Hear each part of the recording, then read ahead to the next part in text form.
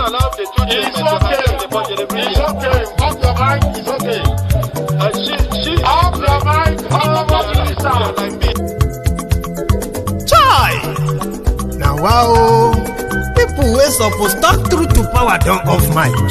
And if we talk, now 500,000 they go summer us, call them hate speech. But fear not, Maiyegun don't come.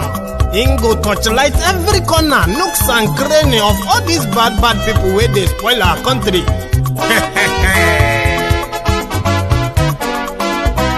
So my people make we laugh, oh, yo. Maiyegun don't come, oh, yo. My people make we shout, oh, yo. Maiyegun don't come, oh, yo. Maiyegun don't come, man of the masses, oh, yo. Maiyegun don't come, oh, yo. Maiyegun diary politico, yo. Maiyegun don't come, oh, yo. This one not the off in mind, oh, yo. Maiyegun don't come, oh, yo. And in the touchlight every corner, oh, yo. Maiyegun don't come, oh, yo. Okay, some people be they holla say they want the power. Chai, them be promise us say we go get light and power. Nah. Them hustle so they can't get the power. But now they know they do anything with the power. Sure. Every day, dollar just they get the higher power over naira. Still them talk say make we off mind. But thank God say Maiyegun don't come. So my people make you laugh, oh, yo. Maiyegun don't come, oh, yo. My people make we shout, oh, yo. Maiyegun don't come, oh, yo. Maiyegun don't come, man of the masses, oh, yo. Maiyegun don't come, oh, yo. Maiyegun diary politico, oh, yo. Maiyegun don't come, oh, yo. This one not they off in mind, oh, yo. Maiyegun don't come, oh, yo. Person where they do evil, no one make person talk. Them say that Maiyegun, that man too they talk. He too they talk. Say Maiyegun diary, he they hot like pepper. But every day then they take money in bulk. Poor man picking, they the street they hawk. Still them talk say make we no talk. But thank God say Maiyegun don't come. So my people make you laugh, oh, yo. Maiyegun don't come, oh, yo. And people make you shout, oh, yo. Maiyegun don't come, oh, yo. Yeah, good afternoon, good morning to you, good evening to you, from wherever you're watching from. This is Maiyegun Live.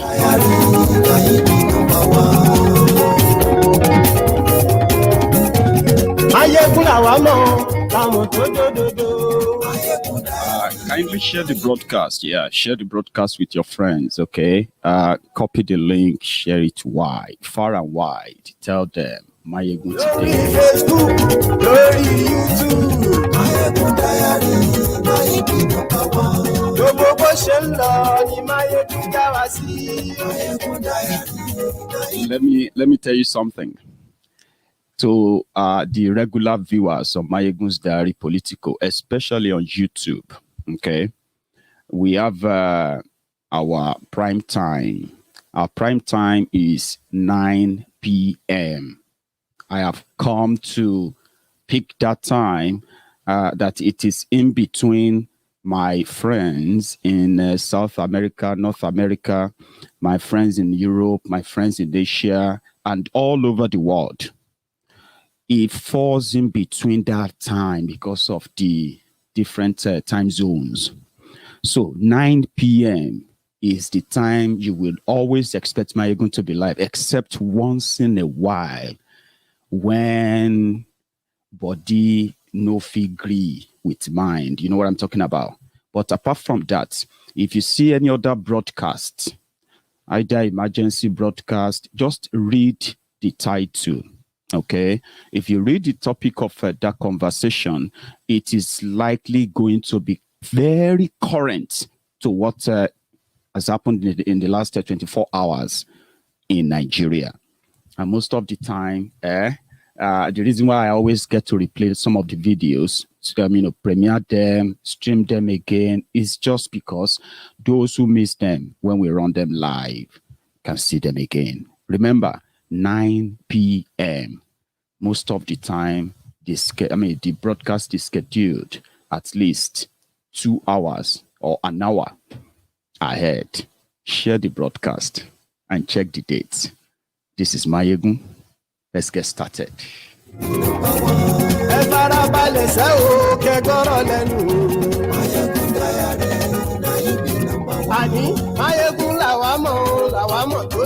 So tonight, I'm going to share some, stuffs with you. We're going to talk about the latest, more or less like an update. Then, as usual, I'm going to take you a little bit down the memory lane so that for the sake of those who usually ask, how did we get here? Of course, sometimes I can deviate. Sometimes I can crack joke. Sometimes I can scream, shout. In all of these, just remember, if you pay attention, there will always be reasons for everything that I'm going to say. However, Femi Oponu Adeshina, who happened to be the deputy to Garbage Shehu, both of them speaking for the lifeless Boko. 2 weeks ago, Barrister Femi Falana son came out and he said, wait, you guys told us. We'll come back to that. Don't worry, Emmanuel. You guys told us that you have arrested 400 Boko Haram sponsors in Nigeria, especially the Bureau de Change that have been managing the movement of money and all of that logistics for the terrorists. How come we don't know them? How come you are not trying them? Right? And they said, well, we are going to try them. And in fact, we're going to make their names public. That was what Malamu, the Attorney General, or pretty much like people will say, Attorney General, the Deceiver General of Nigeria. So we're expecting them to give us the names of Boko Haram sponsor, to start to get to know that, okay, yeah, we can now say these are the people. We have their names, we have their ID, we have their everything. Dubai came out and they gave us their own names.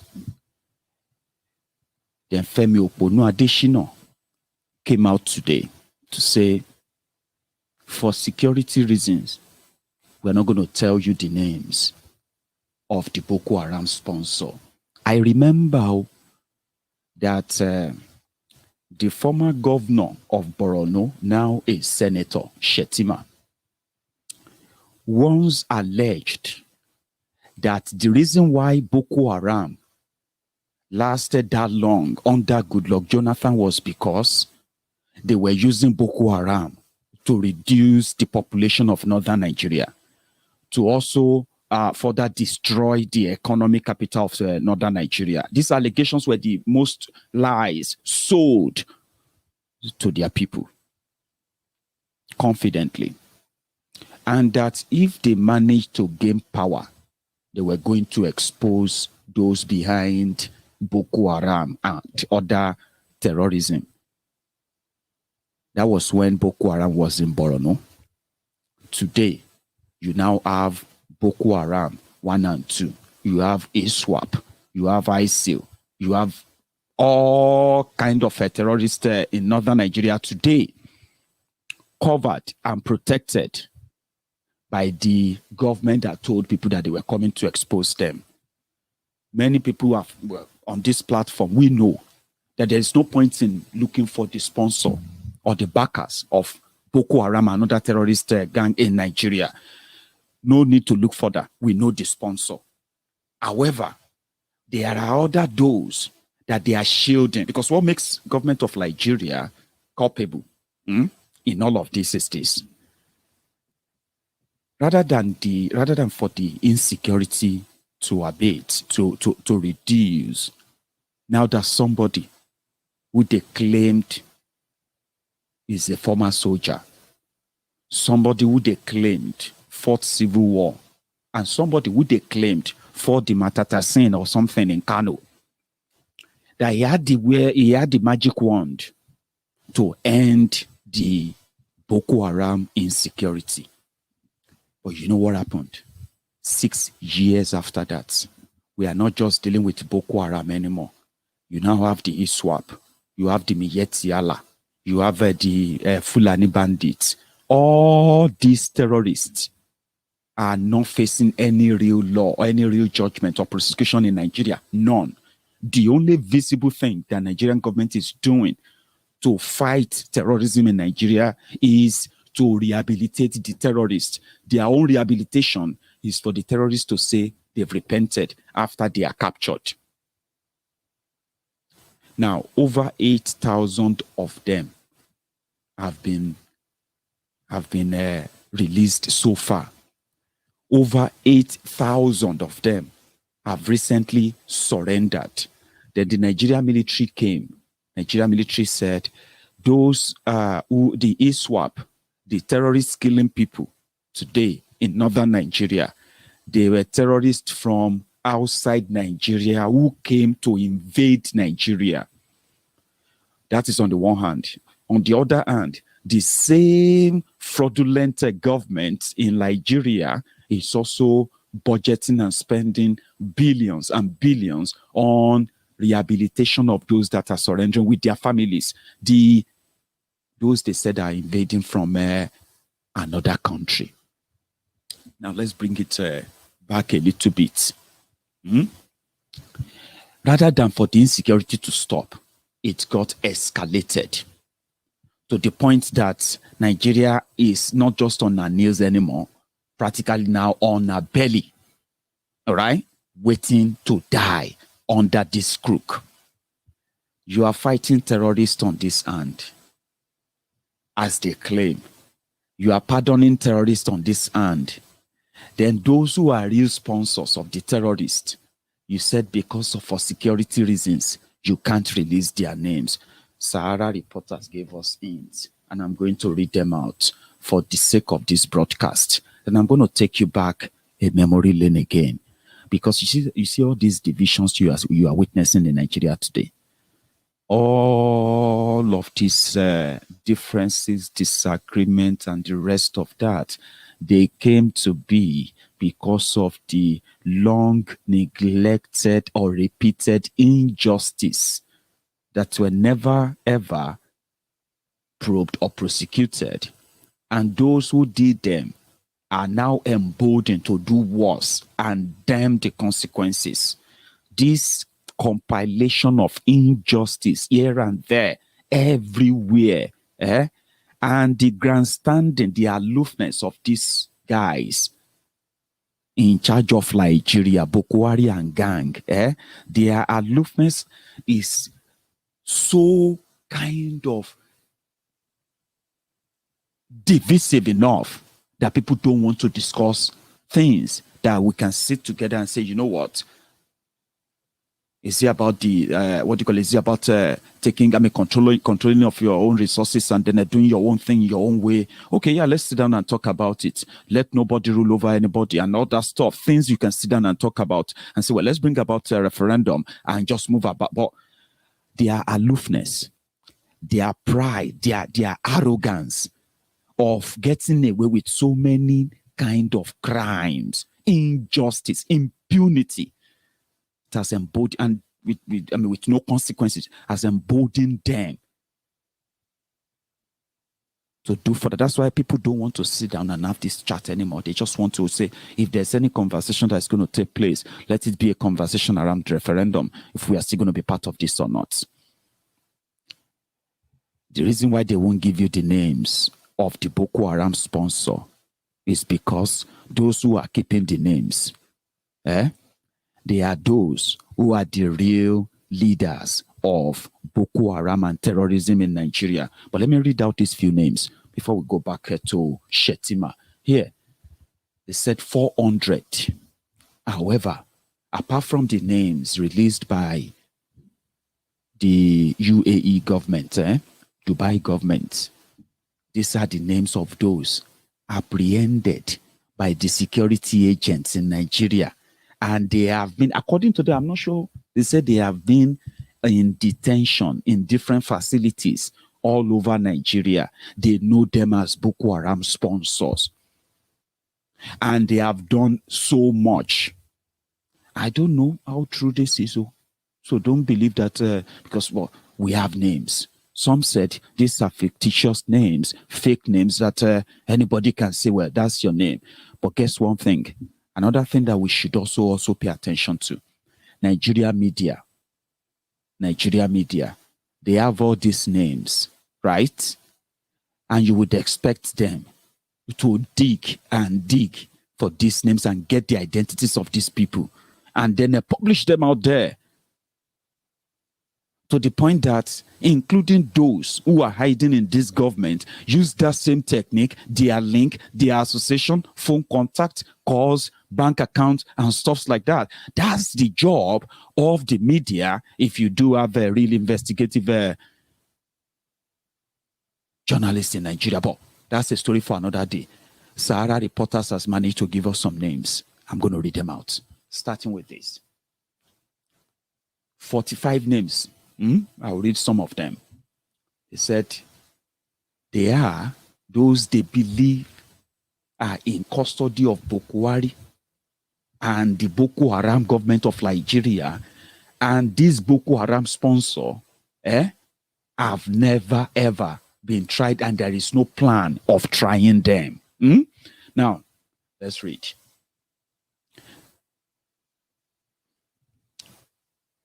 We have a Saidu Ahmed, Ibrahim Sani Bello, Mustafa Musa Adamu.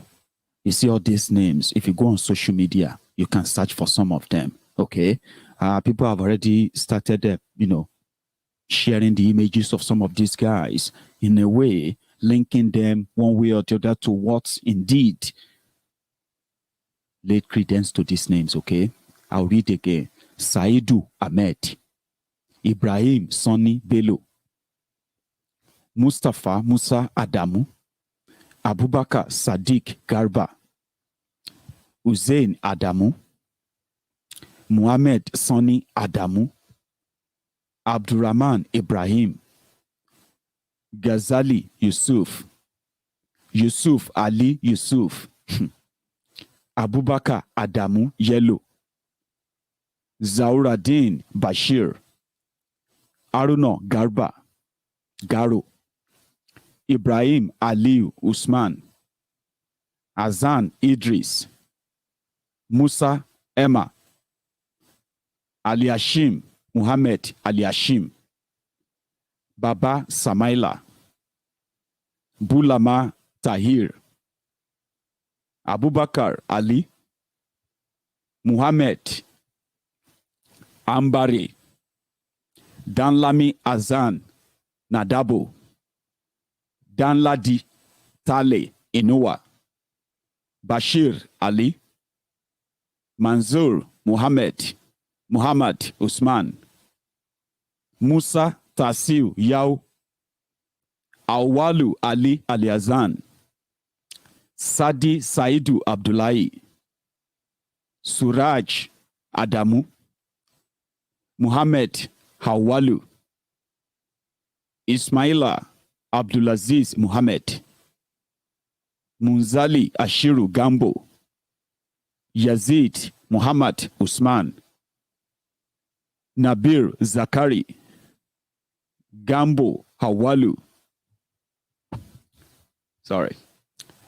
Muhammad Abba, Bashir Idris Shuaibu, Muhammad Yahaya, Hawalu Ibrahim, Abdullahi Humar Usman, Dahiru Humar Muhammad, Abdullahi Muhammad, Abubakar Yahaya, Uzaini Lawali Idrisu, Ladan Ibrahim, Nuruddin Gani Aliyu. Those are the few names they've released so far. As we get more names and we begin to get the ID, we'll begin to share them. The reason is this.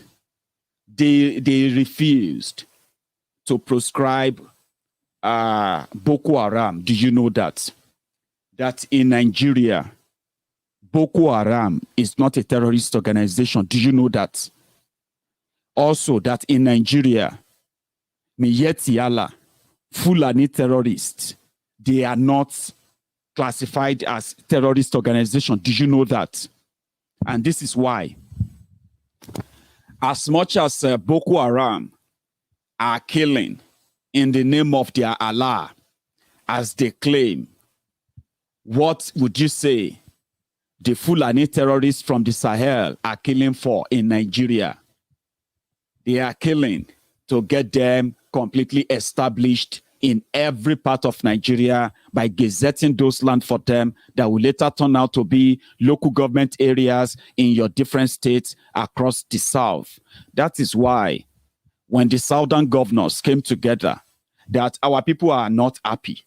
Our people are really, really angry. It is there in the South that we have the Yoruba Nation agitators. That's in the South. It's there you have the Biafran agitators. Listen, there are so many things that leads to all these agitations where people say, give us referendum.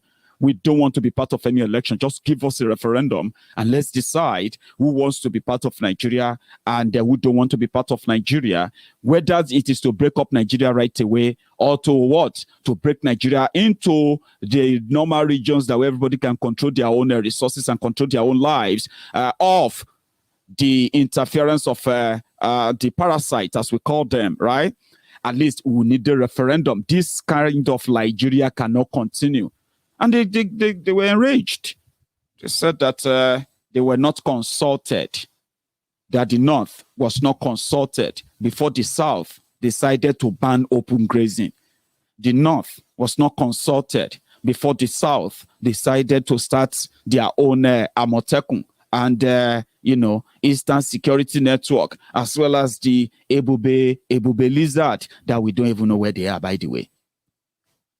And people said, how can the South come and consult with you in the North? What kind of insult is this? What kind of, we can see all you guys are doing.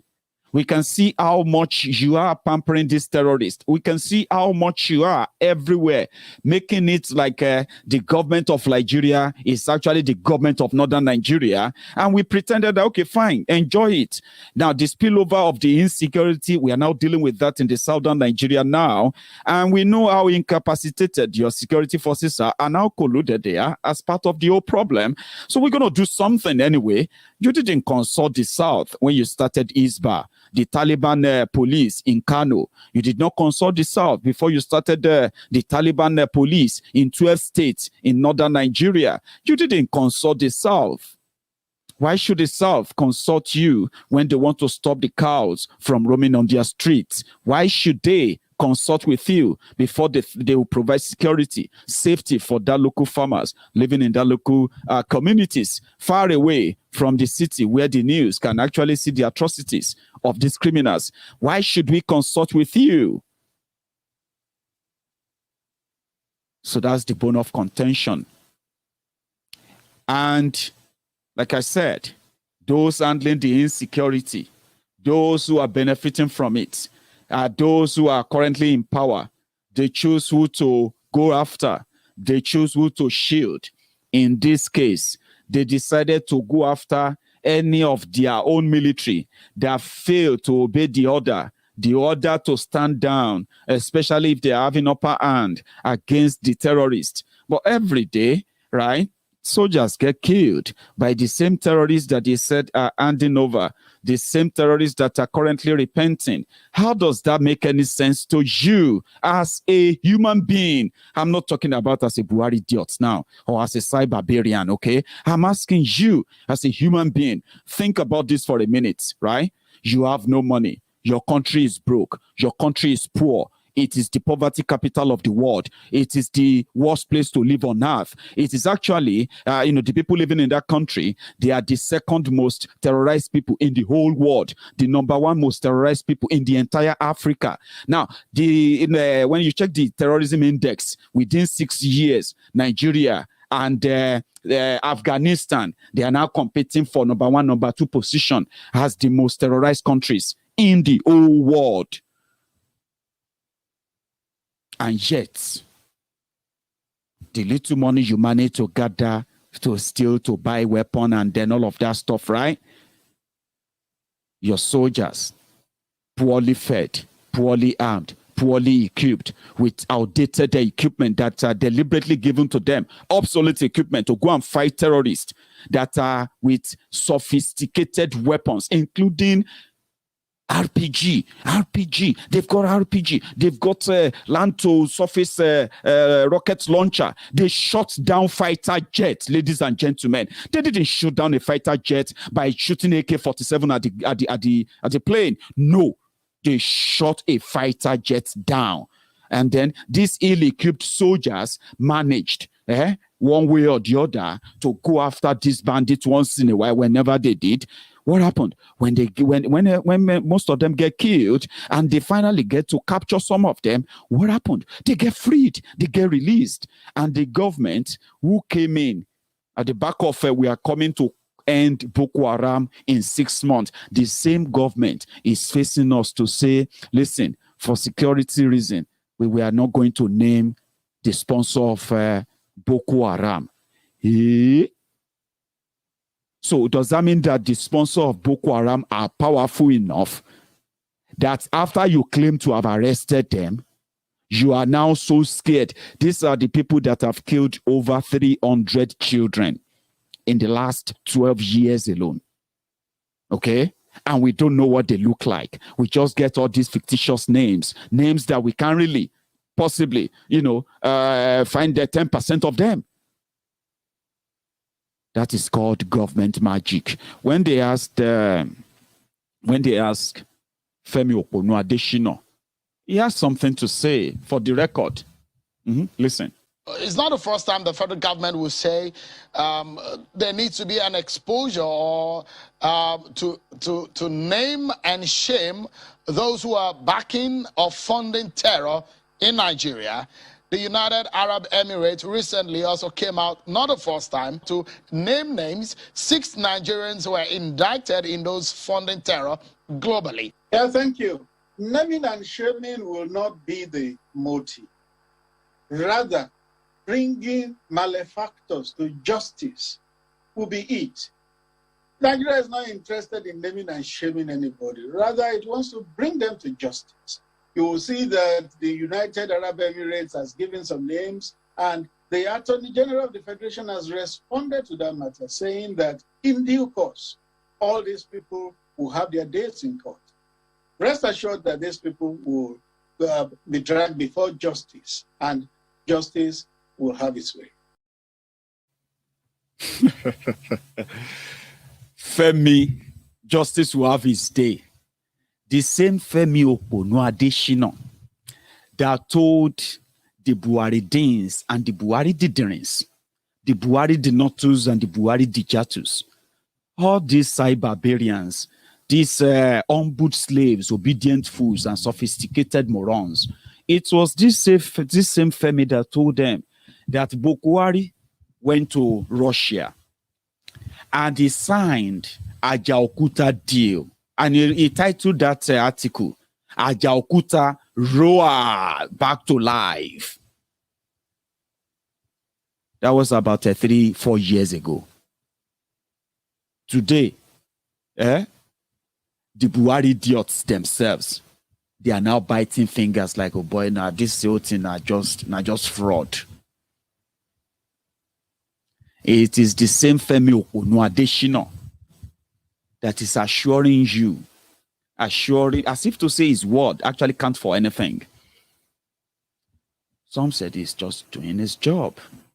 Of course, you can also say that to the dead 300 children. Children, no, I'm not even talking about the adults now. This is the one they call official record. If they are looking for those who are sponsoring them and they don't know, I have one here for you. Do you remember him? And yes, we offered them money. We said, look, if we have to pay you not to kill our people, we're happy to do it. Compensation for lives and property has foundations even in the Quran and the Bible. Frankly, as the governor of the state, this is where my opinion comes in. As I speak, we are aware of some church leaders that have been getting money from abroad to bury Christians that have been killed, to rebuild thousands of churches that have been destroyed, because the more they put this on social media and give the impression that Christians are being targeted, the more dollars flow in. Is there your proof of this? I will not say proof. The security agencies have been monitoring, and when we put it all together, you'll be surprised. How many of you remember Philip? Let's take it word for word now. He started with, yes, of course, we offered them money. He was talking about the Fulani terrorists they offered money to. And that was the beginning of the genocide going on in southern Kaduna. And in order to make it look like he knows what he's talking about, he confirmed that he gave them money. He quickly attacked the Christians that are being killed. He agreed. He confirmed it that they are being killed. That the more Christians are killed, the more churches are burned. Thousands of churches are burned. And these Christians are posting it on social media. People send them money from abroad. He did not deny the genocide. So if you're looking for a sponsor of Boko Haram that is in government, I just gave you one. Another one is a pandemic. The one in charge of your communication in Nigeria right now. Man, honestly speaking, if there is anything at all that should get you worried, is the fact that everything about you is in the hands of those who could easily give them out to terrorists and terminate you anytime. They will be in charge of your airline, in charge of your communication, your text messages. They just recently said they were buying a machine to hack into your WhatsApp so that they can know who you are talking to, who you are texting, and every other thing you are exchanging on WhatsApp. They want to spend almost 50 billion naira to buy that. It's a pandemic. The same guy that gave money to people in America to go and shout one Nigeria, one Nigeria. They are there, the sponsor of Boko Haram, the sponsor of terrorism in Nigeria. If you want them and their antecedents and everything that could link them up, you see all these names you have here. People should begin to check them. Those who can trace them, get us their identity. Let those who can do forensic investigation and the rest of that find a link. You will realize that, you know, all these names, if they ever exist, you realize that more than 80% of them, they have link to your senators, to your governors, to all of them from that northern Nigeria. And here it is. Yesterday, I said something. I said, the fraud, the lie about one northern Nigeria is, we are beginning to demystify that now, right? So you realize where they really occupy. If Nigeria, if there's a referendum today, yeah, there's a referendum where the South can genuinely, right, decide on their own destiny without having to always face these terrorists who abandon the welfare of their people, the safety of their people, for the aggrandizement that comes with central power, the one that is not even beneficial to them, right? The South can manage our own affair. To some extent, I believe, even if we have to finally break up and all that, but we can actually do without these guys once we begin to let everybody know that they are the parasite, and until their people turn against them, until their people see through their lies, until they can no longer use Nigeria as the excuse, as the reason, until they can no longer see anybody to gaslight, any tribe to gaslight or to kill, no, in order to prove to their people that that's the reason why they are not, they are unable to make them safe. It's because the Biafrans are asking for Biafra. It's because some people want to break Nigeria. It's because the South want to take their own VAT. It's because this, it's because that. They will no longer have to have them as excuses anymore. We will no longer be there, including our own southern criminals. They too will no longer have the northern excuses anymore. They will no longer have the federal government excuses to give anymore. This will be a total reset. And guess what? If the southern Nigeria and the people of the Middle Belt, the North Central, which are not supposed to be called North Central in the first place, the people of the Central Nigeria, the Middle Belt, if they should, by any chance, take this advice, liaise with their own southern brothers and their sisters, yeah, this is what you're going to have. This is what you're going to have. And you see that homogeneous North, great North, 1 million, 100 million voters, blah, blah, blah, blah voters. Once you take the Middle Belt out, then you leave them with the Sharia North, where they can easily welcome their cousins, their nephews, their nieces and all of them from Chad, from Niger, from Libya, from all these places, where they can invite them over. Then they can give them land as much as they want. These are people who have bigger lands. Imagine the people they claim have invaded Nigeria, like Nigerian Army said, yeah? They are the terrorists from Niger Republic, from Mali, from Sudan, from Libya, from Cameroon, from Chad. These are the places they said they come from, Somalia, all these places, yeah? And if you look at some of these places, they are bigger than the entire Nigeria. I'm talking about the entire map of Nigeria that you see, Chad is bigger than Nigeria by landmass. Bigger. Sudan is far, far, far, far, far, far bigger than Nigeria. I know Libya is not as big as Nigeria. But you know what? Niger Republic, with their small population, they are bigger than all of the entire Nigeria, including the north, south, everywhere.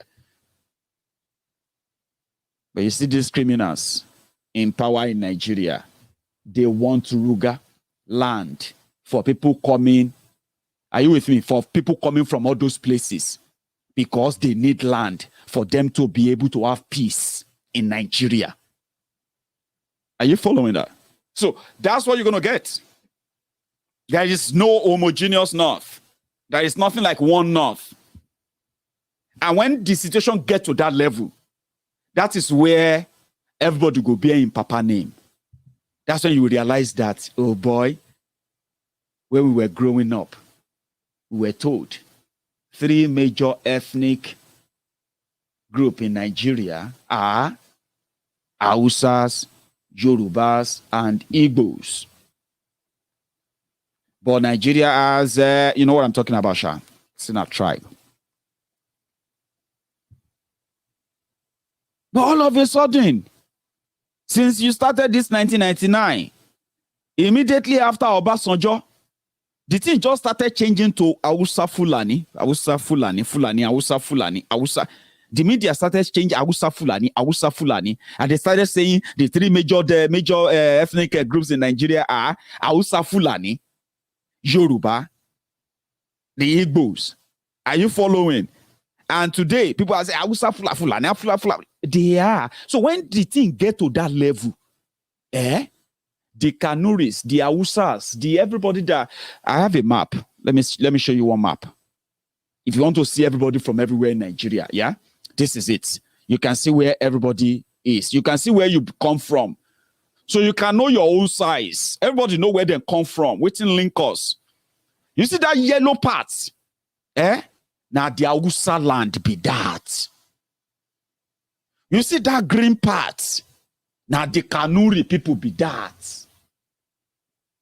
But I'll leave that to them. I don't want to be the one to explain everybody's identity. You shall know where you belong. By the time the systemic breakup, God bless you, Jare, Wazobia. I like that. You remember when we were like Wazobia, Wa for Yoruba, Zo for Hausa, Bia for Igbo. Anwa is come in Yoruba. Zo is come in Hausa. Bia is come in Igbo. They say wazo bia abeg. Waiting be the come of Fufu Day. And when did that come into our conversation? No be wazo bia that they call us. Wazo bia. Now, I don't even know. My Fulani friends who are here, because I do have some of them watching me, waiting become in Fufu Day. So that we can place it in there now that we have Hausa, Fulani, Yoruba, Igbo. So by the time everybody finding level like this, that is what they will have up north, where they can have Sharia. You get what I mean now? And let us see what Sharia, what kind of Dubai they will build in northern Sharia then. Because you see, what is going on right now is systemic breakup of Nigeria. And that thing got escalated when Boko Haram and APC, Egbekegbe. Somebody said, Wafusobia, Abi Wasofubia, Fun Wazobia. What about that? Fun Wazobia, makes sense. No insult to you if you are my Fulani friend, though. I'm not insulting you. I'm just, out of curiosity. All this whole thing, we were respecting ourselves. So if you say the Yoruba, you know that Yorubas are not one Yoruba like that too. Trust me, I'm a Yoruba man, Ijebu man. And if they say, what is your relationship with, are you a descendant of Odudua? The core Ijebus, the real Ijebus will tell you that,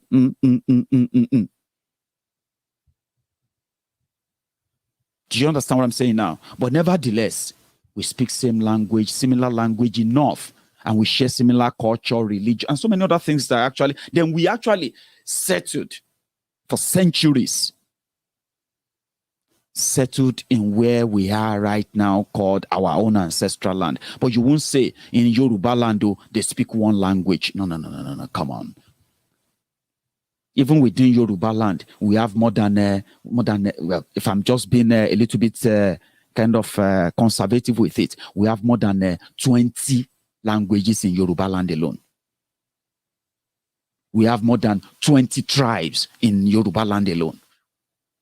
If you go to Igbo land, you will see that, yes, that Igbo language sounds like one. But guess what? When somebody is speaking Igbo from Anioma, or speaking Igbo from Olu, speaking Igbo from Owerri, and somebody is speaking Igbo from Abia, or speaking Igbo from Enugu, they will tell the difference themselves.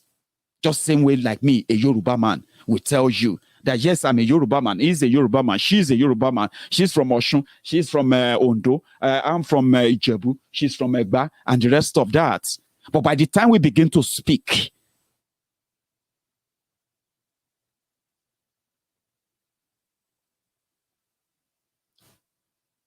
so that was respected. That's the point I wanted to make.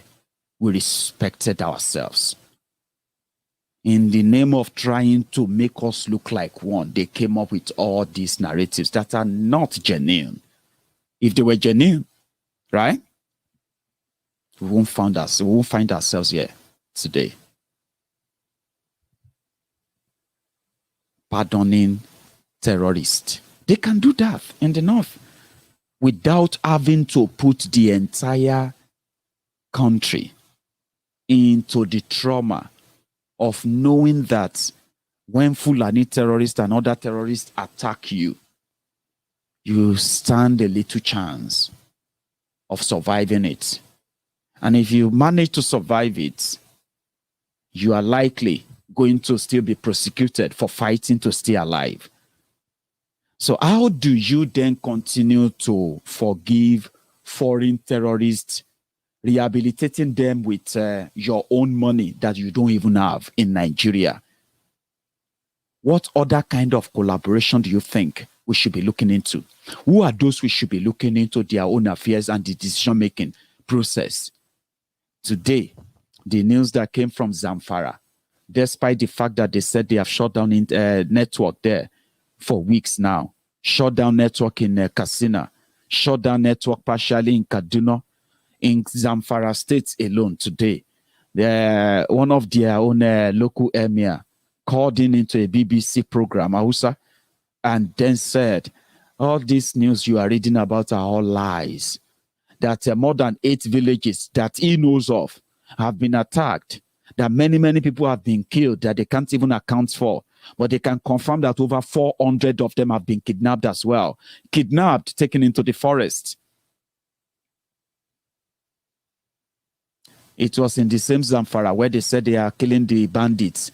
24 hours or 48 hours after they broke the news that they were killing the bandits, after they shut down the internet, shut down the phone network and every other thing. The bandit took over military barracks. And there is another collusion, right? Boko Haram in 2018, they went into excess crude accounts. Excess crude account was created by Obasanjo during the time that he felt like they were going to have an oil windfall. So that, in Nigeria, every year they write their budgets. They write their budget on the benchmark of oil price. So if oil price, for example, is $50 per barrel, they will write their budget for next year. They will begin to write the budget for somewhere around $40 per barrel. Then they will budget, they will then count how many liters of, how many crude oil are we going to declare that we sold. Then they will use all this tally and all this fraudulent stuff, right? So sorry, thank you. So I nearly missed that, by the way. One sec. Just one sec.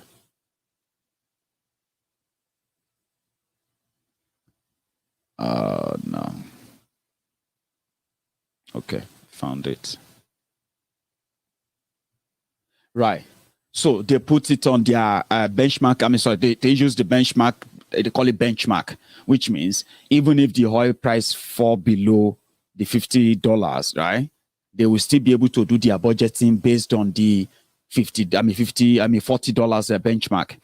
Now, in a case whereby the oil price just suddenly jump up, like they know that, they expect oil not to be sold for anything less than $40, and suddenly they are selling the barrel of oil for somewhere around $80, $75, $90, or $100. So you see that excess of $60 on each barrel is what Obasanjo just suggested, and he opened an account and he called it excess crude account.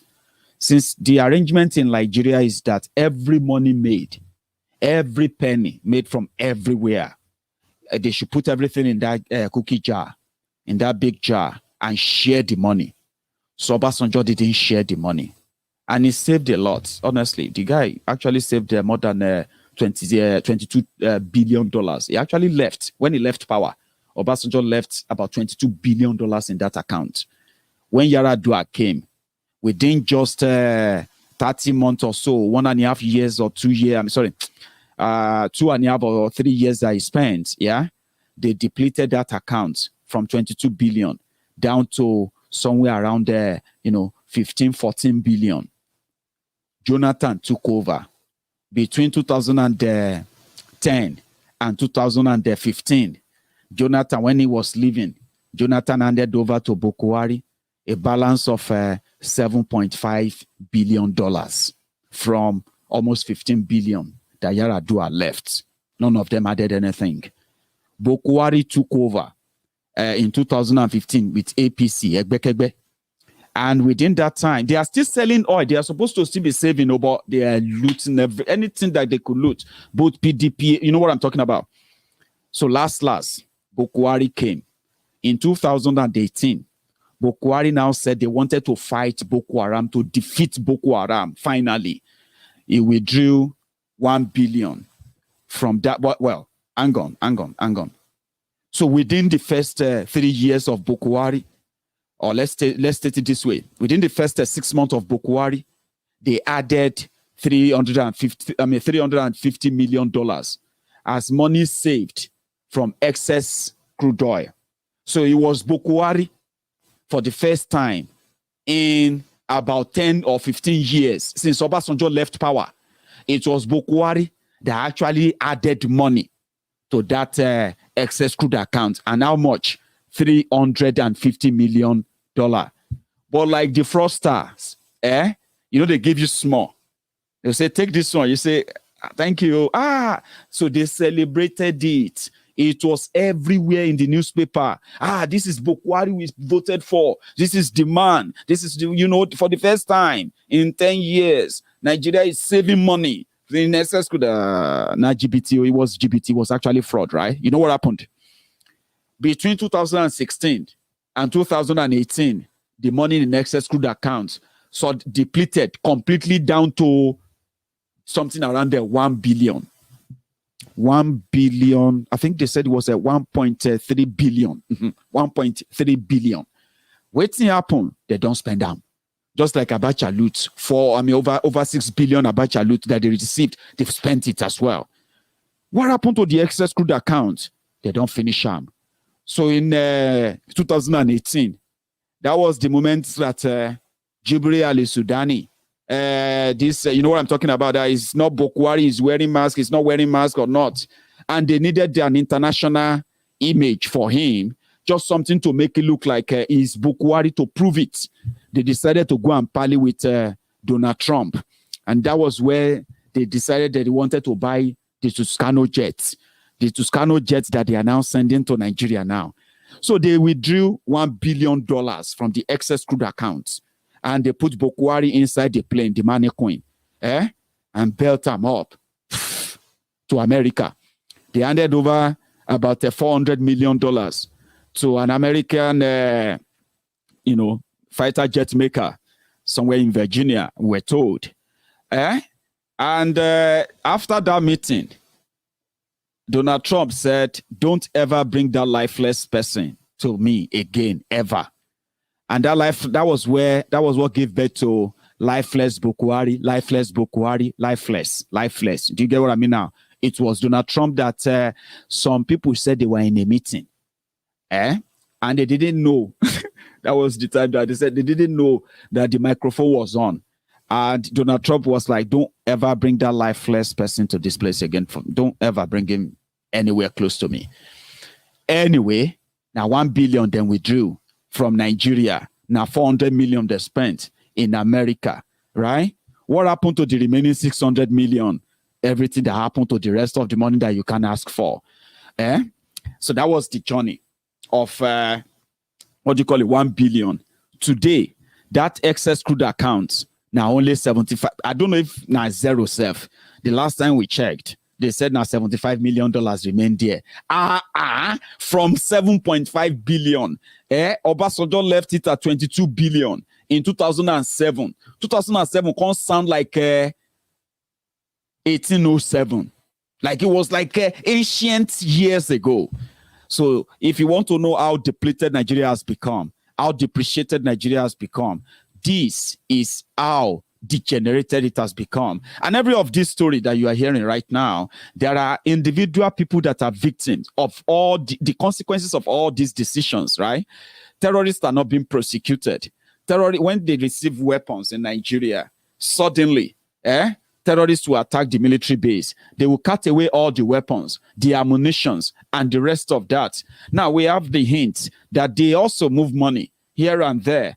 Now that they have actually industrialized kidnapping and the ransom payment in Nigeria today, what else is left? It's just have to be like esprit de corps. Police, they kidnap. EFCC, they kidnap. Military, they kidnap. Kidnapper, they kidnap. Bandit, they kidnap. Mietiala, they kidnap. DSS, they kidnap. Malamu is also a kidnapper. Everywhere you turn to, you have to see the victims of the consequences of all these actions, okay? And it didn't start today.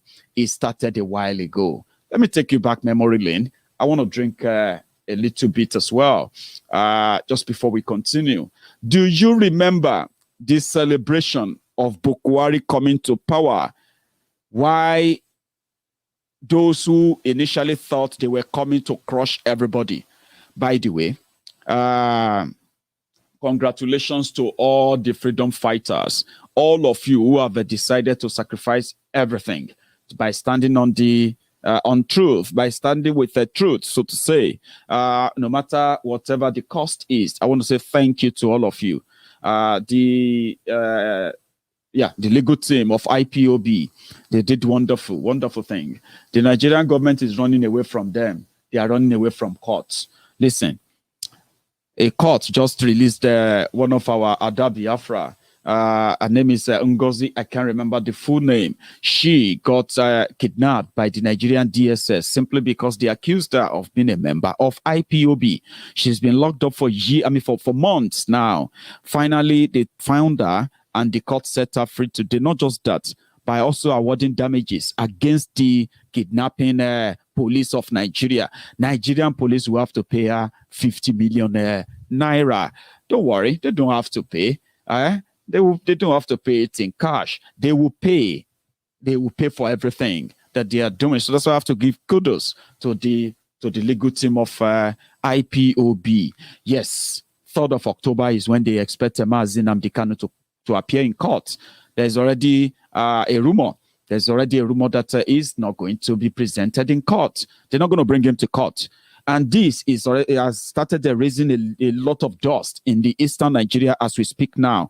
You can't keep him without being bold enough to present your evidence of why you are holding him. You can't just do that and expect everywhere to be so calm and peaceful. Things are not done that way. Nowhere is peaceful from the day you kidnapped him. And until you are bold enough, if you're bold enough that you kidnapped him, you have the power to do that. Bring him to court. Let him speak openly to his supporters. I mean, you have him, right? If you are not scared, listen, if Nnamdi Kanu is brought to court tomorrow, the entire Abuja will feel that something is happening. I'm talking about the entire Abuja. You know why? Because it's not because the people are scared. It's because those who think they are powerful people, who are living inside prisons that they call mansion. They are being guided by gun-wielding men and women who are ready to shoot and kill. Why would anybody want to come and kill you in your prison that you call mansion? But guess what? As powerful as they think they are as scared as rabbits. Maybe no insult, or let me just say apology to the rabbits, because I don't know what to compare them with. They are as scared as anything, but they love to appear so powerful, so mean, so fearless, and all of that. But when Nnamdi Kanu is the person they want to bring to court, they are scared as that police station located in the local farm of Zamfara, where people begin to go, police station that shot at 2 p.m. because of security reason. They are scared as that, despite the fact that they think they control the world. Bring him to court. And people are now saying that if you don't bring him to court, that means the political class in eastern Nigeria still don't know what is about to eat them. The sit-at-home is really, really adverse. People are feeling the brunt. But yes, the people that are feeling the brunt of the sit-at-home are those who believe that the sit-at-home is going to affect their own electoral fortune, especially in the states that are having their shamble election again. So they believe that as long as Biafrans continue to sit at home, as long as they continue to decide not to participate in their fraudulent election, as long as they can see that Biafrans are not going to ignore the lockup of Nnamdi Kanu, like all these political jobbers, these jobless scroungers, these jobless guys in PDP, APC, trying to tell you the effect of your sit at home, right? So they are doing all of that as we speak, but they don't know what is about to eat them, right? They are talking about the money people will lose for not going to their shop. I'm talking about people who have decided to stay at home voluntarily. If all of you can continue to mingle and then party with those who kidnap Nnamdi Kanu and those who continue to hunt down innocent people, kill them without any account or any consequences. If you think that's something that you can just wish aside and look away, then I think the only language you probably understand is when they chose to embark on the civil disobedience by sitting at home. Those who are most worried about people sitting at home are the politicians. Are you with me? They are those paid trolls. Those articulated morons, articulated mugus, articulated fraudsters. All these jobless boys who have been hanging in the trenches for so long, waiting for an opportunity to begin to taste part of the system and begin to preach one Nigeria to all of you once again.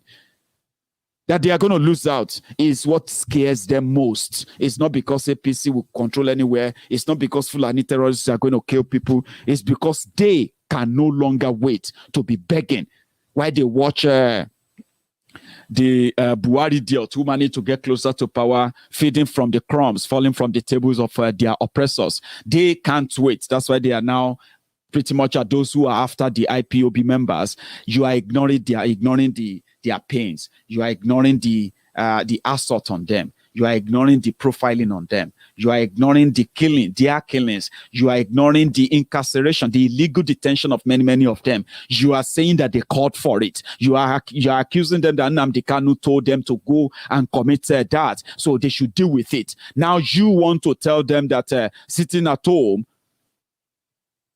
is going to work against them. What have you done to help them? What have you done to speak for them? What have you done to defend them? Same thing that happened with the case of Oloye Sunday Igboho, the Abuja oligarch, the Abuja criminals, the Abuja wearies, led by Malamu. They are already saying they are planning to what? They are planning to appeal the judgment of 20 billion. That's how much this, Mazi Nnamdi Kanu is asking for 50 billion for extraordinary rendition and so many other things that the case they filed against them right there. The government of Nigeria didn't show up. They ran away. So 3rd of October is the deadline. 3rd of October was when his case was adjourned to appear in court. So if Nigeria doesn't have their evidence now, then if they think they are just going to hold him and everything is just going to be just whatever it is, they have no idea what is coming. And this is part of the injustice, the part of the impunity. If you believe in your own laws, why can't you bring him, or why won't you bring him to court? Your law is your law, your judges, your everything. Why? Because they will lose out. There's nothing to prosecute anybody for. Terrorists can't really find anything other than to cook up something that are never going to be easily, you can't easily stick, something that can't easily stick. What these terrorists are always doing when they accuse people of this and that is that they continue to look for something that can stick.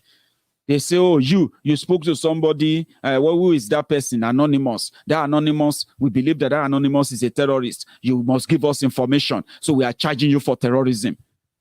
They kidnapped 12 people from Oloye Sunday Igboho's house.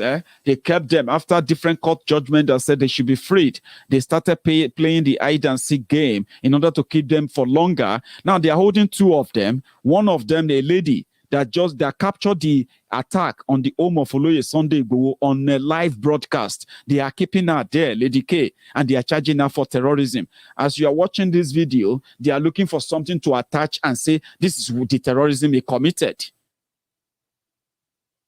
Same thing with Mazi Nnamdi Kanu. Same thing with Omoyele Sowore. Same thing with all the people they have locked up. Do you know that in Ibadan today, or your state, Governor Seyi Makinde, people have been calling on you, and it seems that you pretended not to care. I hope you heard this. 6 people from last year, October, NSAS protest, they are still been locked up in Agodi prison to this day. Would you believe that? For protesting during the NSAS protest, in Oyo State, the Oyo State police, among those people they arrested around that time, that many organizations came together to free them. There are other 6 people right now. They are still there in Agodi prison since last year for protesting against police brutality. In Kirikiri, somebody just told us today that over 200 people that were arrested during the NSAS protest last year. Over 200 of them are still left in Kirikiri prison as you are watching this video. Do you know what they are charging them for? Terrorism, armed robbery, different things. And because Nigeria is a den of criminals, as in, well, being led by criminals, you won't be surprised that it is a den of criminals, by the way. It is, Nigeria is a crime scene. Lives of young people are being wasted, wasted away by these heartless criminals who don't know that a day is going to come whereby, of course, the consequences of all of this, the injustice, the impunity, the abuse of power, this whole thing are going to come back to haunt the entire country. Why should you want to keep to be part of that? Why should anybody want to be part of that? What kind of legal system is that? So if you don't have your case against him, you better bring him to court on the 3rd of October. I don't know what's going to happen, but trust me, they have told us that they are going to do the sit-at-home for a whole month. Listen. When they give time or ultimatum, you may think, oh, they will just destroy themselves. They're just hurting themselves. They're just doing this and that. Okay. You see those political class, they are also going to have something waiting for them. This time around, you will see if the people will turn against IPOB as you are hoping, or people will begin to hunt all of you down. In that southeast, that many of you will no longer go back home.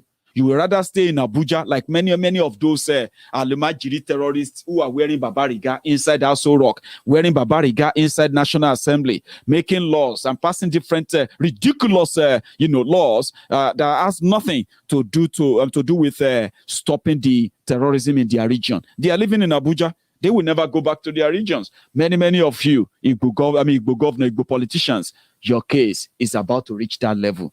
But wait. I'm not going to tell you. What we tell you when you get to that point. Lord Michael, thank you very much for that. Nobody, thank you so much for your super chat as well. And, thanks to everyone who's managed to tap the like button. I think you should if you haven't. But guess what? Let's go back a little bit. Just a little bit.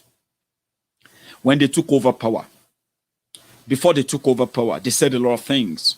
And people did a lot to tell you and expose these characters of people and what to expect. The whole place is now upside down now, yeah? But maybe this will give you the idea of why Nigeria can't work. And a referendum at this point can still save a lot of people before it finally gets overhead. If you have time, listen to this. Alaji, congratulations. Thank you very much, Kule. Thank you very much. Yes, sir. Honestly, I accept your congratulations, even though I'm PDP. Because you remember one time when the fighting in Borno, when our people were being killed left and right. Then what is it, Alaji? I said, do you remember one time when our people were being killed in Borno State, left and right, Bauchi, Gombe, everywhere in the north? Of course. I remember you were saying that was there any Southerner among us? We were the one killing ourselves. I always remember this statement, Mr. Kule. But look at this today now. Today, our brother is in charge, and I'm sure he made it clear to the world. The first thing he said was that he was moving the command of Nigerian Army to Maiduguri until when Boko Haram is over. So if not your brother as a president, who will do it for you? But we could have done it to anybody in Nigeria. But you can see that some people refuse to do it for us. So really, today I understand why we have to have the presidency, honestly. No, it's like that, Kule. Kule is like that.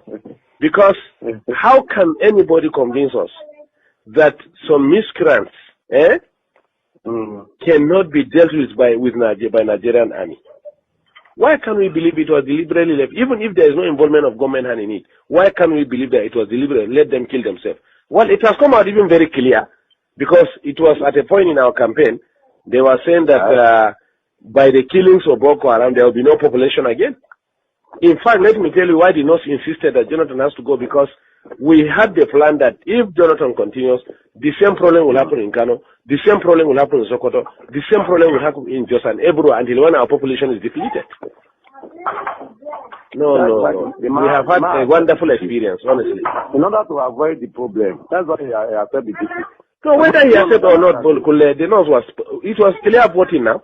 What could he have done? You remember what Babangida did for us? Babangida, you see, what happened was, even when Babangida did it, you understand? Do you get me? The bulk of the population that voted was from the north. And Rimi said it.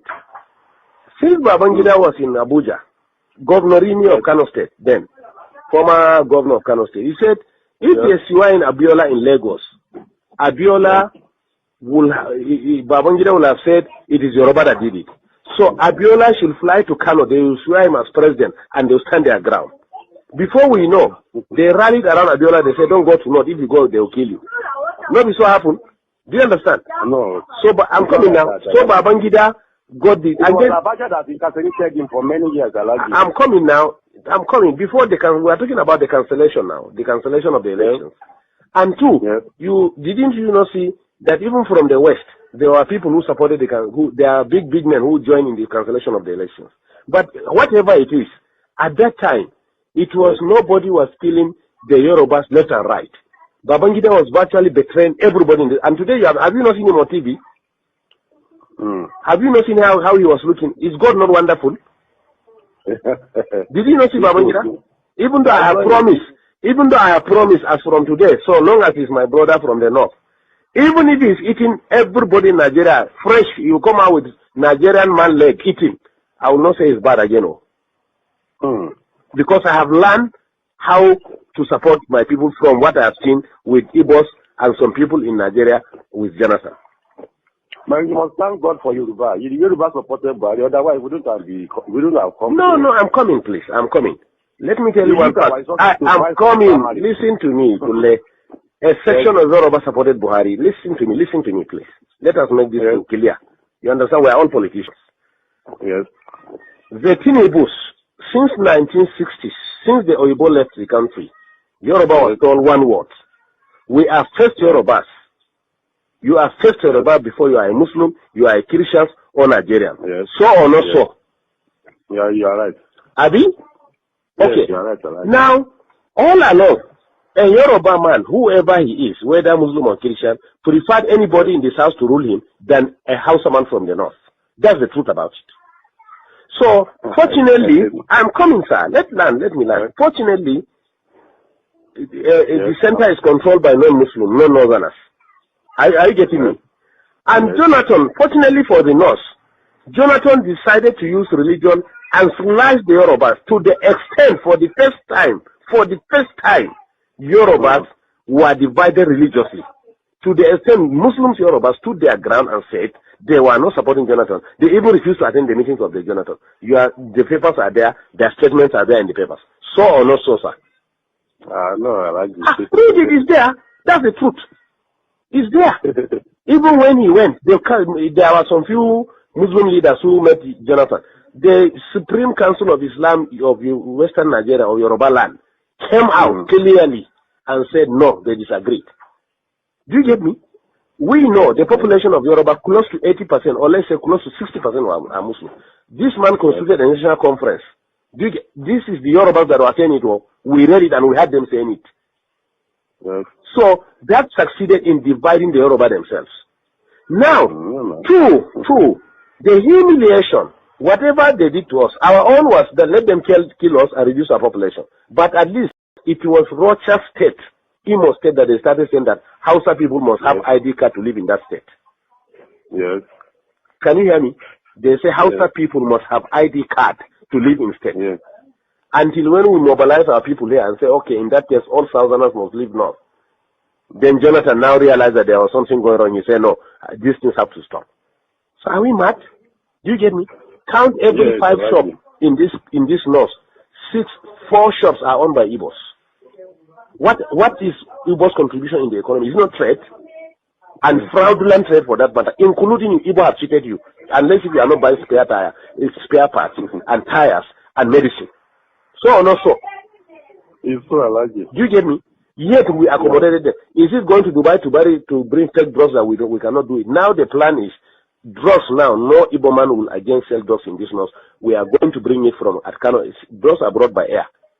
They are going to open massive coolers, rooms in Kano and import it all north, and maybe whatever want to buy, come and buy from Kano.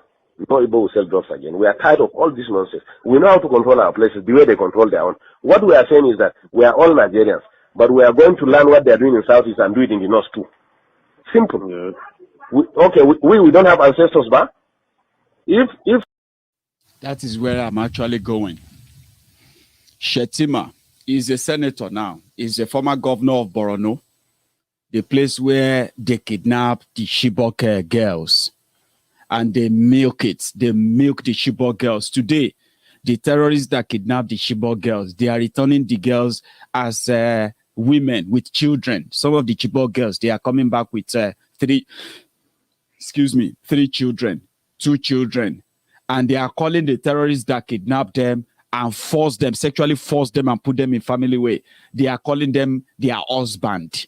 Among those that are surrendering right now, the terrorists then that kidnapped the school children from this guy's state, who is now a senator, they are being celebrated in Borno as we speak for returning with their husband.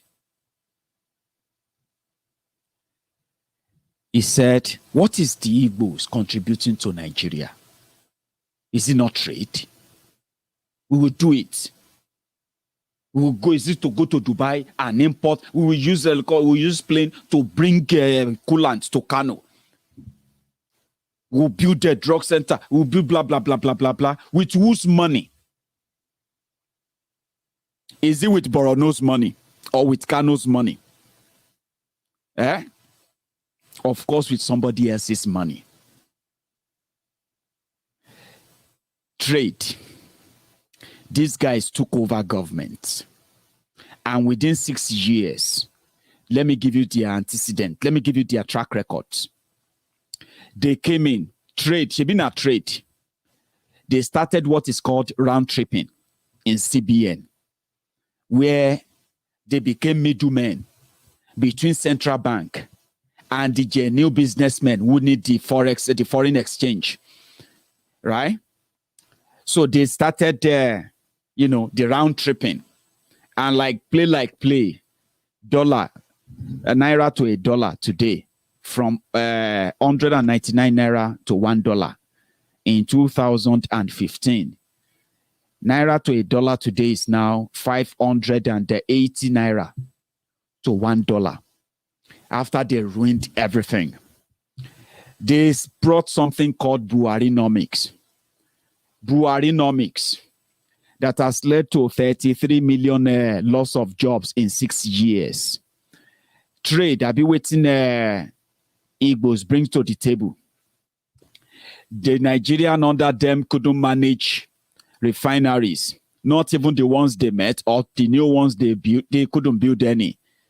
Ikene Shatabandu fake Pastor Ruga was jumping up and down with somebody with a little boy that's just got a lollipop. He was jumping up and down and he said they were going to launch they are going to open 12 new modular refineries all over the country to be refining oil for you so that your oil would be cheap. That was 3 years ago. They are still working on it. Abi? Now, in in 6 years, in 6 years, they decided, as they ruined and destroyed everything, and they couldn't do anything, they went to Niger Republic to go and sign a contract where they will be helping them to refine 40,000 barrel of crude oil every day. So it was an improvement from 25,000. They were celebrating it. The refinery is in Niger Republic as we speak, and the oil that they will use to refine the crude oil. The crude oil they are going to refine in Niger Republic. They are laying a pipeline, kilometers of pipeline from Niger Delta to Niger Republic. So when they turn on the oil in Niger Delta, it go just the rush for Niger Republic refinery for 40,000 a barrel.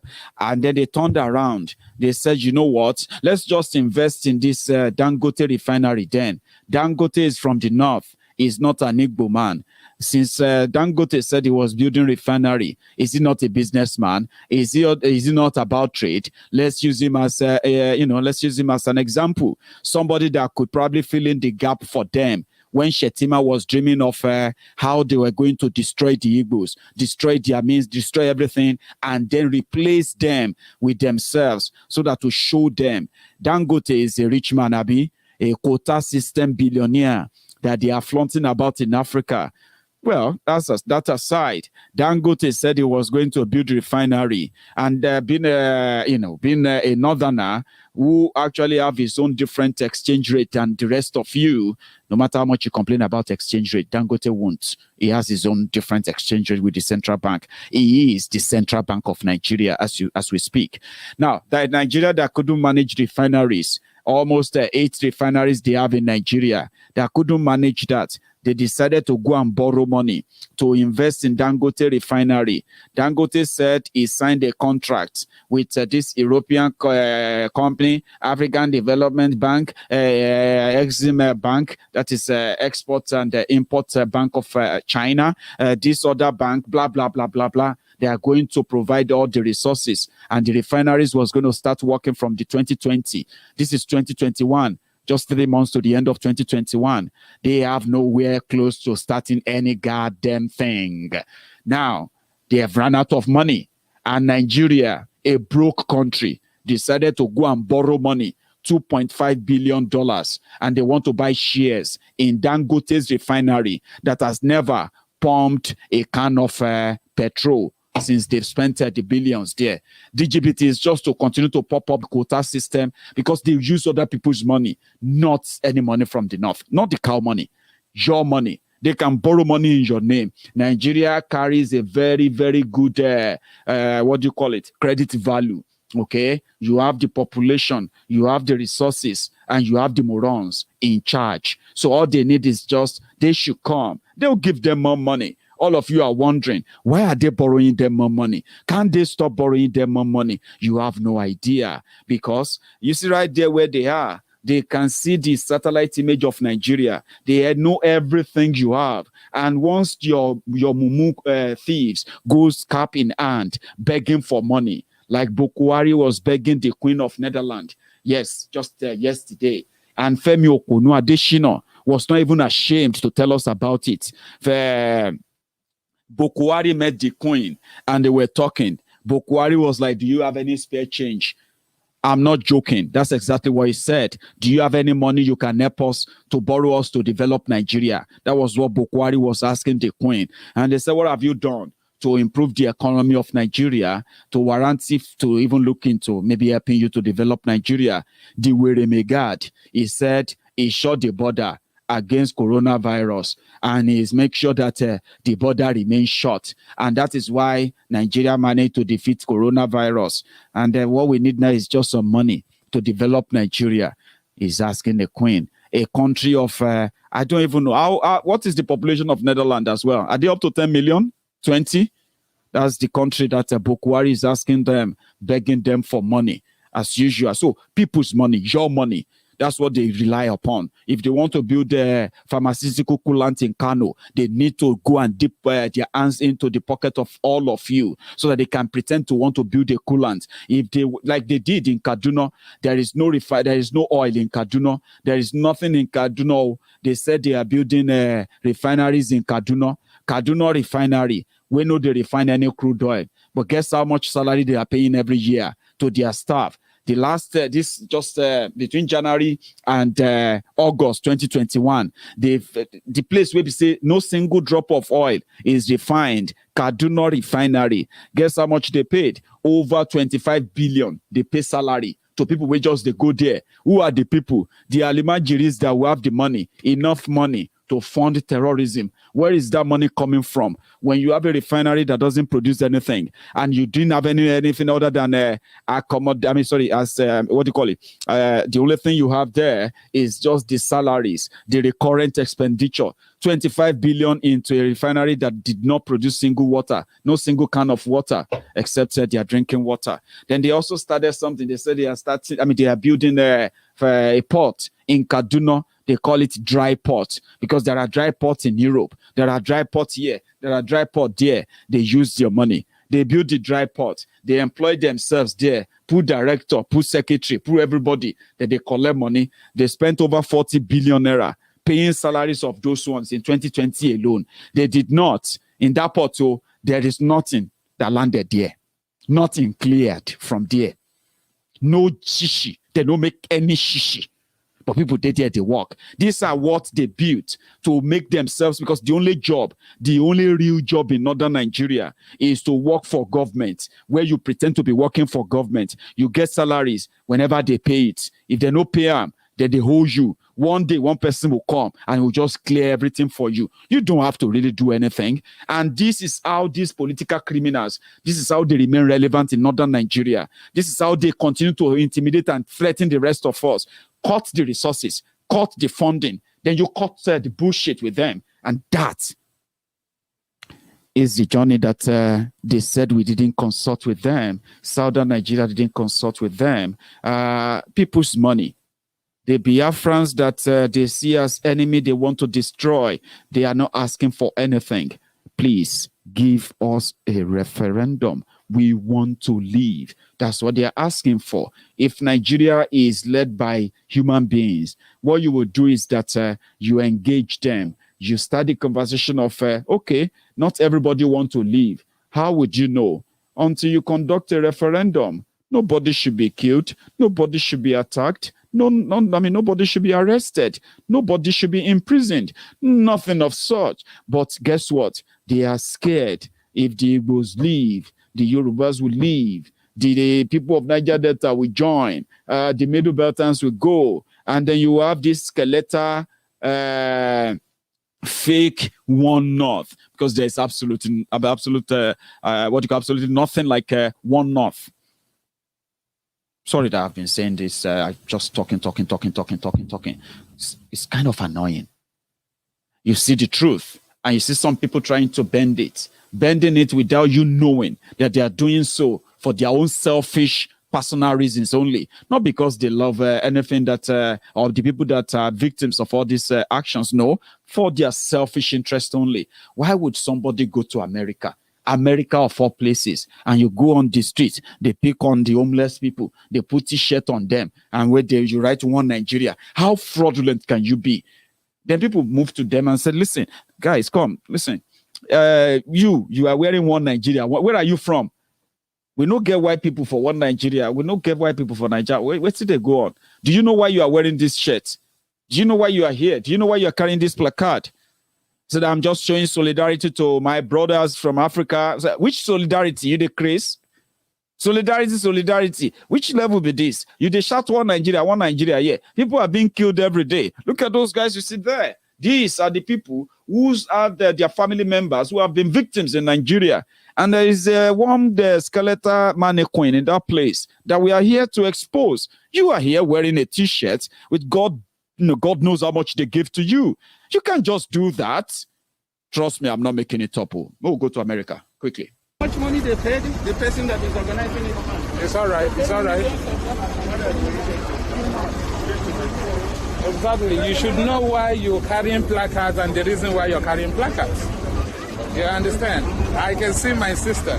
I just want to know what part of Nigeria are you from? We all are from there. I'm from the part you from. Huh? Where are you from? I'm from the east. The eastern part of, huh? Yes, where are you from? Let this be on record. What's your name? Huh? Your name?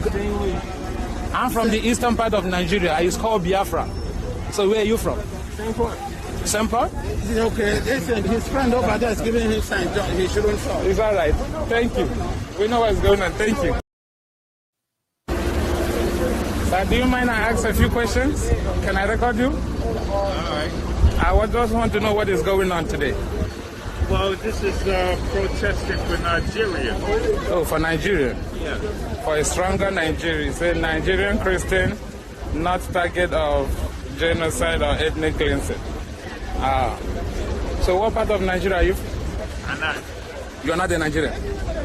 So how then you're not a Nigerian and you're protesting for Nigeria? Well, anybody's black. You'll say, protest with them. Well, you know, when you got to protest with the information and the stuff that is happening. No. So how do you know that Nigerian Christians are not the target? How did you know that? I don't know. So why then do you have the placard? Well, look, I'm going to tell you something. Me, I protest for anybody. I help a lot of people. So you were paid to do this? Yeah. Or you were paid to do this? Yeah, I just joined in with everybody. Because you didn't know. Black, white. No, I understand. It is good to support brothers, to support the culture, but also it is also good to protest and pass the right information, right? It's a lot of information going out here, you know what I'm saying? A lot of people twist a lot of things up. Yeah. I don't know for sure what... But you got to do a little bit digging. However, you know what I'm saying? I'm just here to help everybody out. I understand that. It's not your fault. It's not your fault. You're doing what they ask you to do. Yeah. At least you're paid to do this, and you're doing what you get paid for. No, it's not about pay, you know what I'm saying? It's just about... So I hope those who are asking, did you see anybody paid? Somebody just told you that, yeah, I help a lot of people. See, in America, America is kind of a crazy place. I remember when I used to talk to my friend then, Tommy. So Tommy will give me, you know, he was living in Chicago then. I don't know if he still lives in Chicago. So Tommy will give me an idea and, you know, we gist a lot. And he said, America is a crazy place. Like you have heard here and there, but there are some crazy things that you begin to ask yourself that, what the hell? In America, there are people whose job is if you want to protest. If your protest is peaceful protest and you want to hire them, you will pay them. Just like in Nigeria. But it's more organized than Nigeria. These ones, they can go to jail. They will go to jail. Those organizing the whole thing, they will then go and bail them out. They have always been arrested for disruption, and they know. So, if you want them to throw a petrol bomb, where they will put petrol inside bottle and put clothes and light it and bomb and all of that, there are those who do that. They are there. You just have to hire. Which one you want? If you want the ones that are going to go with all kind of weapons, not guns, just weapons like every dangerous weapons, publicly, even with police, if they are seeing police, they will go. Those ones are there. And America know them. So protest is like, if America is actually like, it's also like a protest country. Now people will no agree go America. People will no agree with they said they were running away from the persecution in Europe. They moved to America, so they call it land of freedom. So people maybe say their own job is to go and protest. They don't, if you want to protest because people no get belle, if you want to protest that people they get too much belle, if you want to anything, they will be there. You just have to pay them. Boko Haram went to United Nations with the contingent of about 200 that followed him.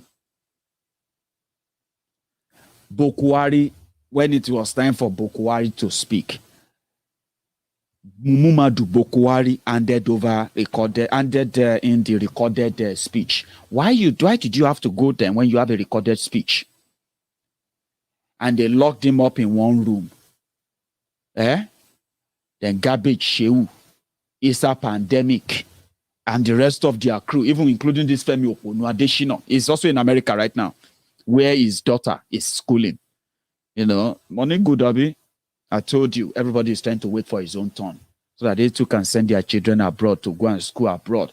Femi Adesina, son journalist, and his daughter is in America. So it's just like a vacation for them.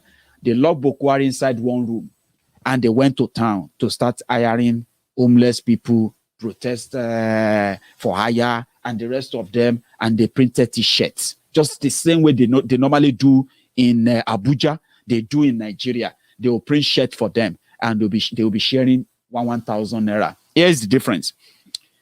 From reliable source, they said, in order to go and counter, because you see, if you see the level of people that have been protesting for the past 10 days in front of the United Nations headquarters in New York, even the entire district, they know that people have been coming there, and they are Biafrans, they are Yoruba, Oduduans, the Middle Beltans.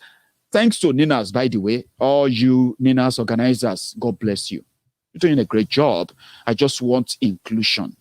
I wish all of you can see why we need inclusion. No, nothing like trying to, separate people or, gaslight people. Ninas is doing a great job, and their job, what they have done so far, especially at the United Nations headquarters, we have to say thank you, a very big one to you. It's been so significant that those they brought from Nigeria, they had to go to town to go and find somebody that can help them print t-shirt. Maybe they even printed it from Nigeria with cap, everything, and their mask. And they went to town. They started sharing $50, $100. Some people got as much as $500 to come to that outing, to come and shout one Nigeria, one Nigeria. This is the value. In Nigeria, where is the headquarters, the poverty headquarters of the world, yeah? The poor people there, that the politicians deliberately made poor, yeah? The poor people there, they will hire them, and they will give them 500 naira. That is even less than $1. Some they will give them 1,000 naira. You can put that somewhere around $180. That's $1.80. Now, $1.80 will make them mobilize as many as they want in Nigeria, but in America, they have to pay individuals, they have to pay them 57,000 naira, $100, or 23,000,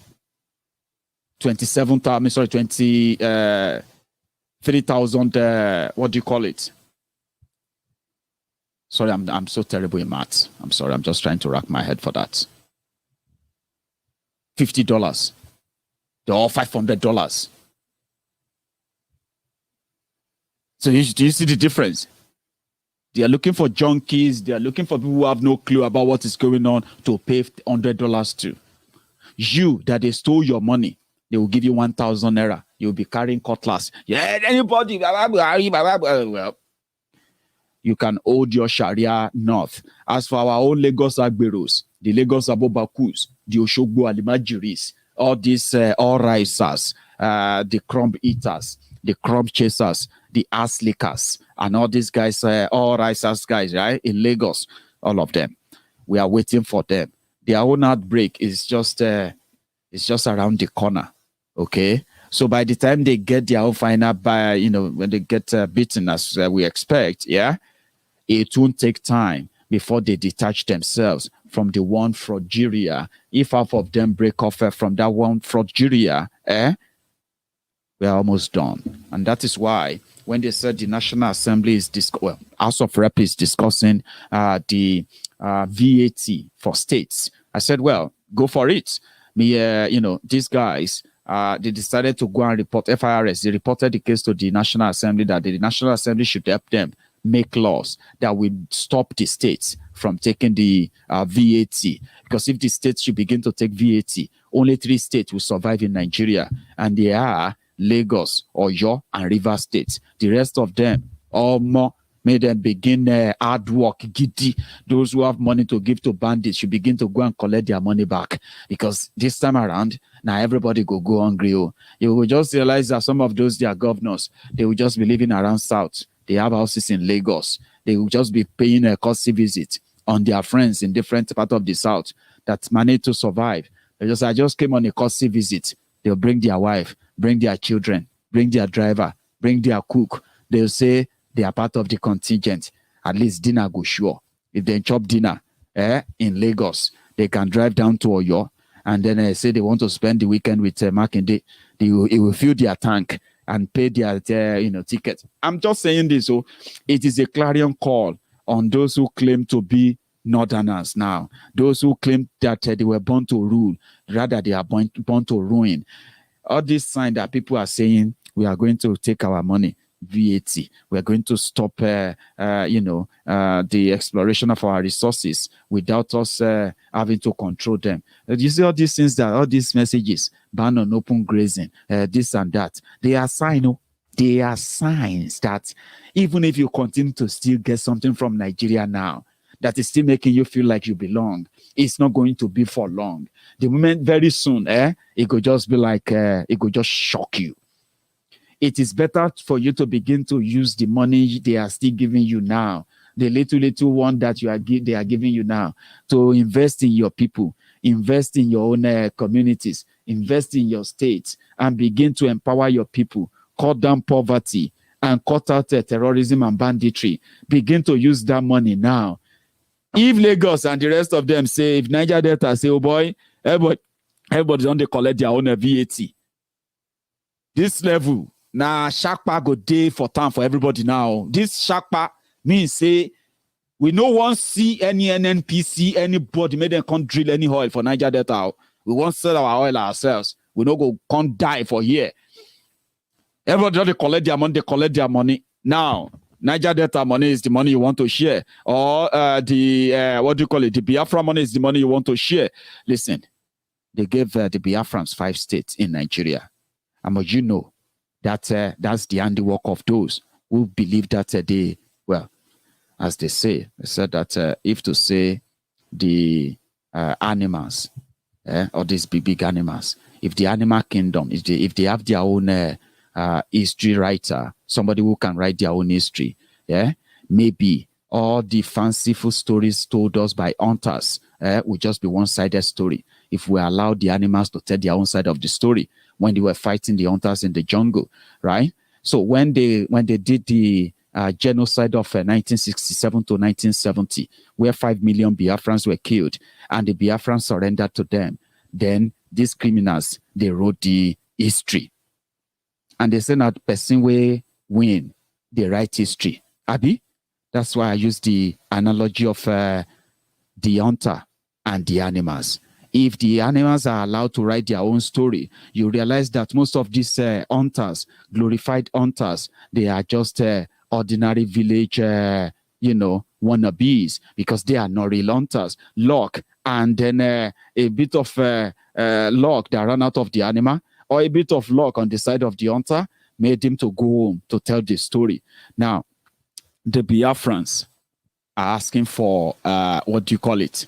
They are asking for referendum. Let's bring it that way, right? And the only thing I believe personally is that giving them 5 states means that those who claim to have conquered, no winner, no victor, no vanquish, right? They decided to redraw the map and they gave them 5 states. Guess what?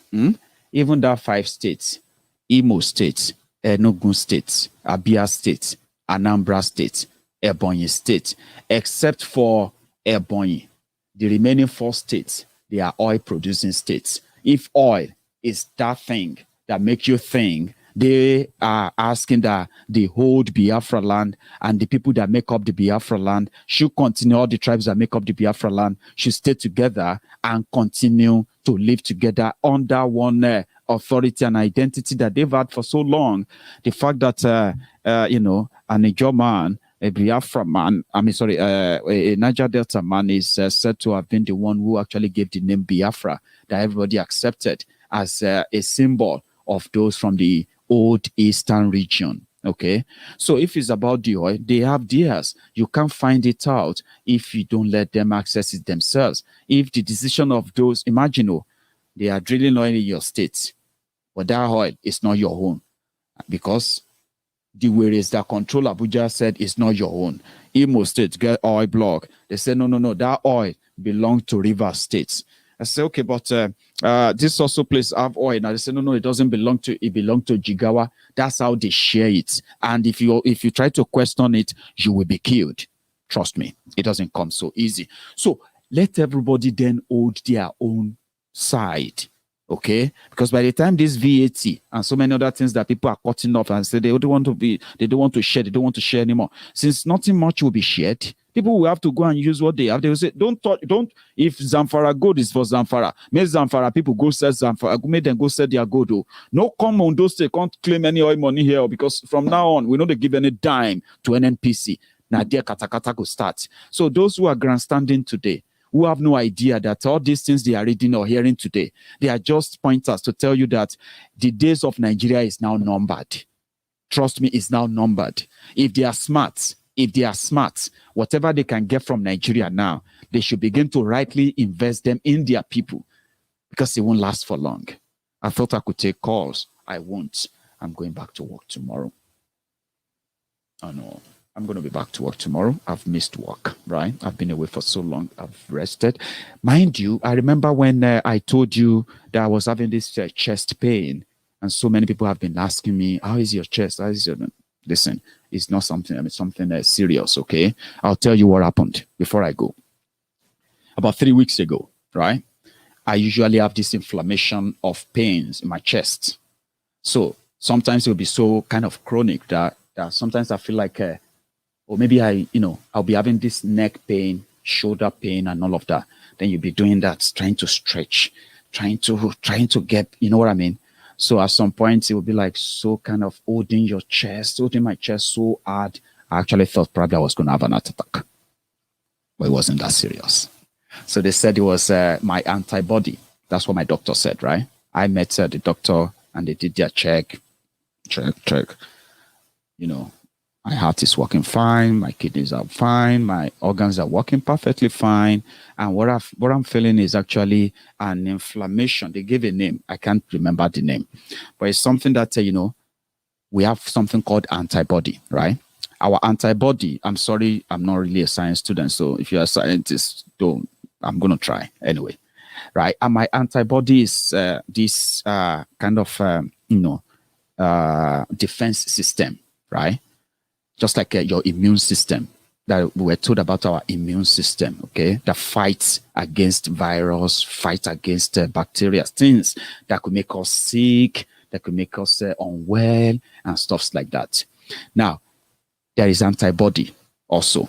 That one, his own job is to attack and kill any virus or any bacteria that can make me or make you sick. It attacks them and kill them. And it does that like 1 million times a day, every day, right? Now, in the process of attacking the bad, all those bad infection and all of that, as it's attacking and killing them, it can also attack the good, the good ones too, the ones that actually works for your system. So when that gets attacked, that's where you can have some inflammation like that. And, because what we have here is not rubber. It's cartilage and bone and meat and all of that. So when you stretch it, you think it's stretching. It's not stretching. Okay? What you're doing there is that you're forcing to stretch it, trying to get better. And that was what I had. So they put me on medication. I didn't have to go and save money to go and see doctor. I didn't have to pay hospital bill. I pay my tax. My family and myself are covered, and wherever it is, I don't pray to have any cancer, what have you, but I have an opportunity of getting tested early enough for all of these things. So when they check my chest, check everything, check that I'm breathing very, very well, no problem, I was recommended to go and see the X-ray in the hospital where I went, and they did their check, chest out, chest in, just under. I did all of that. I saw the machine. And I was standing in there and I was like, I wish I had this kind of power or a big money, and I can just lift Queen Elizabeth Hospital in Glasgow. I'll just lift it. I'll just take it to Odogbolu. I'll say, Odogbolu people, take. Don't worry. We'll go run out like that. But one day I'm going to do it. Especially, it doesn't have to be as big as that. One day I'm going to do something like that where my people will be able to walk in. I don't have to be in government to do it, okay? I believe I can get some money to some level and I can do it. Or I can get my other people to support me and do it. It was wonderful. And I checked, I was like, then I'm fine. It's like my break is over. I have to be back to work tomorrow. So thank you for hearing my side. So I'm fine. It's nothing serious, okay? And I decided to share that because of those who have been sending me messages. Maiyegun Alpha, how is your this? It's not that serious, okay? But thank you very much, all of you. Give me that thumb up on that video before you go, okay? I'm going to see you some other time. Stay safe and good night.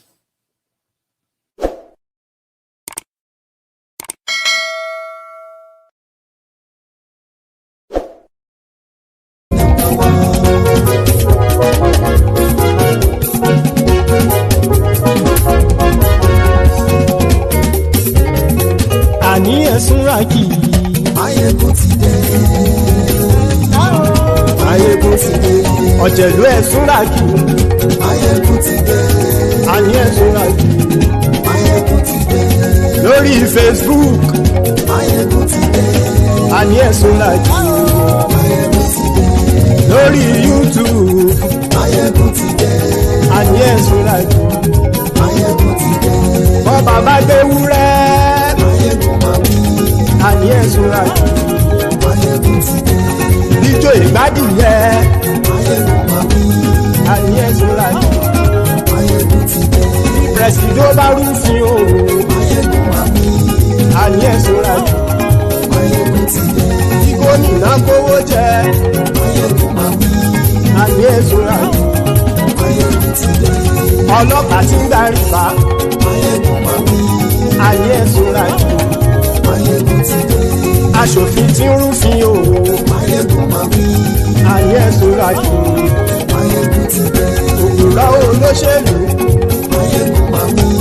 Àní ẹ̀sùnra kì í. Maiyegun ti dé. Ọ̀jẹ̀lú ẹ̀sùnra kì í. Maiyegun ti dé. Àní ẹ̀sùnra kì í. Maiyegun ti dé.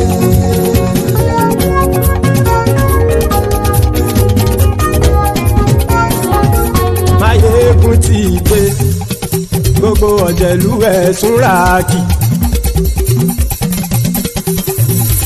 Maiyegun ti dé. Gbogbo ọ̀jẹ̀lú ẹ̀sùnra kì í. Ṣùgbọ́n ní bá ti ṣe èyí tó yẹ kí wọ́n ṣe, ọmọ bá dèrò ní fi wọ́n níran o. Maiyegun ti dé. Gbogbo ọ̀jẹ̀lú ẹ̀sùnra kì í. Maiyegun ti dé. Gbogbo ọ̀jẹ̀lú ẹ̀sùnra kì í. Ṣùgbọ́n ní bá ti ṣe èyí tó yẹ kí wọ́n ṣe, ọmọ bá dèrò ní fi wọ́n níran. Wọ́n fowó bẹ́ẹ̀ o.